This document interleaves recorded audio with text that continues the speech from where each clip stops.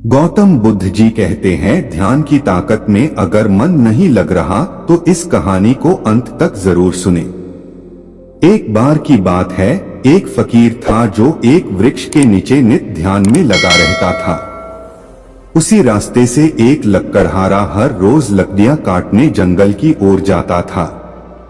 फकीर उसको हर दिन लकड़ियां काटते और ले जाते हुए देखता था। एक दिन फकीर ने उस लकड़हारे को रोकते हुए पूछा कि तुम हर रोज जंगल जाते हो और लकड़ियां काटते हो, इसके बाद भी 2 वक्त के भोजन का प्रबंध कर पाना काफी मुश्किल होता है। तुम उस जंगल के आगे क्यों नहीं जाते? वहां आगे एक चंदन का वृक्ष है, जहां एक दिन जाओगे तो पूरे हफ्ते भर के भोजन की व्यवस्था हो जाएगी। यह सुनकर लकड़हारा कुछ सोचने लगा कि मेरी पूरी जवानी इस जंगल में लकड़ियां काटते हुए बीती है, तो मुझसे अच्छा इस जंगल को और कौन जानता होगा। और ये फकीर तो इस वृक्ष के नीचे बैठा रहता है, इसे क्या मालूम कि जंगल के आगे क्या है। शायद ये फकीर मुझे मूर्ख बना रहा है, लेकिन फिर भी मन में शंका है, क्यों ना आगे चलकर देखा जाए। जब वह जंगल के आगे गया तो क्या देखता है, आगे तो सचमुच में एक चंदन का वृक्ष था।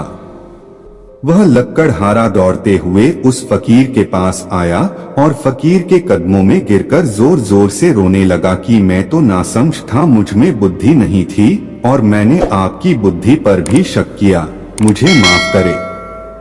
अब क्या था, वह लकड़हारा एक दिन जंगल जाता और 8 से 10 दिन घर पर आराम करता। एक दिन फिर से फकीर से मुलाकात होती है। तब फकीर उस लकड़हारे से कहता है कि तू कितना मूर्ख है, तू तो चंदन के जंगल पर ही अटक गया। क्या तूने कभी ये नहीं सोचा कि चंदन के वृक्ष के आगे भी कुछ हो सकता है? अरे जड़ बुद्धि, जा आगे जा, आगे चांदी की एक खदान है। अब तो लकड़हारे को विश्वास भी होने लगा था। वह तेज भागते हुए गया और फिर से वह क्या देखता है, आगे तो सचमुच में चांदी की खदान थी। वह बहुत खुश हुआ।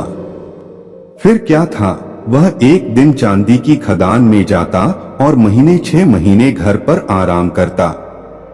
यह सिलसिला चलता रहा।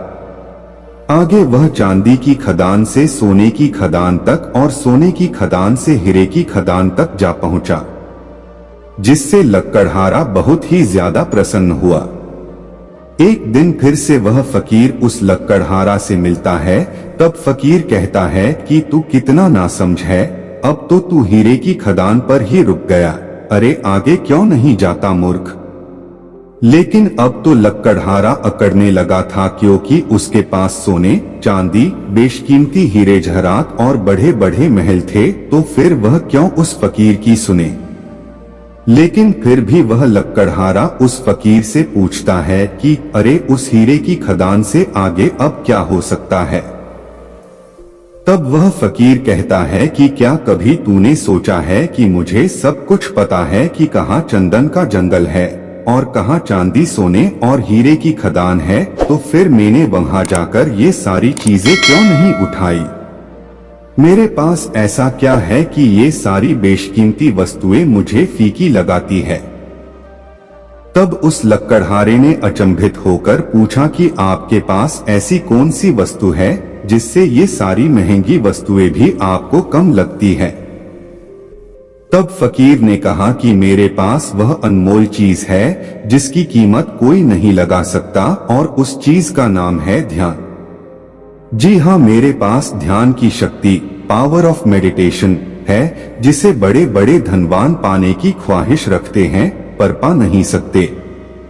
तो तुम भी ध्यान करो ताकि संसार की कोई भी समस्या तुम्हें समस्या न लगे। तो दोस्तों, आज के इस आधुनिक जीवन में भी हम लोगों को काफी परेशानियों का सामना करना पड़ता है। बहुत सारा पैसा होने के बावजूद मानसिक शांति की कमी बनी रहती है। मन बड़ा व्यथित रहता है। तनाव तो हर तीसरे व्यक्ति की समस्या है। अगर आप इस सभी समस्या से निजाती पाना चाहते हैं तो अभी से मेडिटेशन करना प्रारंभ कर दीजिए। शुरुआत में समस्या होगी किंतु बाद में आदत हो जाएगी और जीवन में इसका काफी सकारात्मक प्रभाव पड़ेगा। तो दोस्तों, कैसी लगी ये कहानी नीचे कमेंट करके जरूर बताएं। मैं आपके कमेंट जरूर पढ़ूंगा और अगर आप चाहते हैं कि हमारी कोई भी कहानी या आर्टिकल मिस करे तो जल्दी से और अभी से हमें सब्सक्राइब करें और ये बिल्कुल फ्री है दोस्तों।